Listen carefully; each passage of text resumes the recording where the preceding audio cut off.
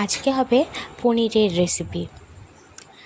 তার জন্য আমাদের উপকরণে লাগবে পনির, পেঁয়াজ কুচি, ক্যাপসিকাম কুচি, আদা রসুন বাটা, কিশমিশ, কাজু, মগজ, দই, ঘি, টমেটো কোচানো, লবণ, চিনি, গোটা গরম মশলা, তেজপাতা, ধনে গুঁড়ো, জিরে গুঁড়ো একসাথে রাখা আছে।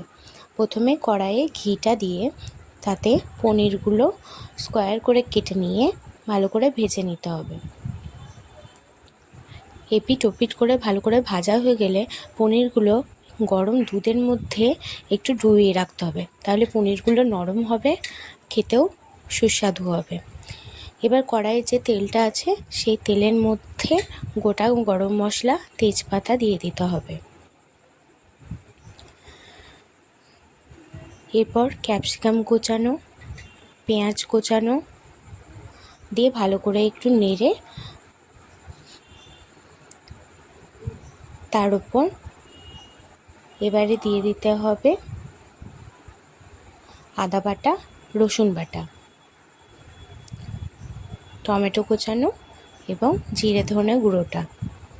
মশলাটা ভালো করে কষে নিতে হবে, ভালো করে মাখা মাখা করে নিয়ে তারপরে এর উপরে একটু জল দিয়ে কষিয়ে নেওয়া হয়ে গেলে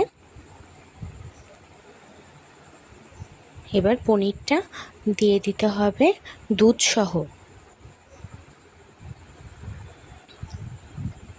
পনিরটা দুধ সহ দেওয়া হয়ে গেলে একটু ফোটার জন্য সময় দিতে হবে। ভালো করে ফুটতে থাকলে তার উপরে এবারে দইটা এবং কাজু ও মগজ বাটাটা দিয়ে দিতে হবে। ওটা ভালো করে মিশিয়ে স্বাদ মতো লবণ এবং চিনি দিয়ে দিতে হবে।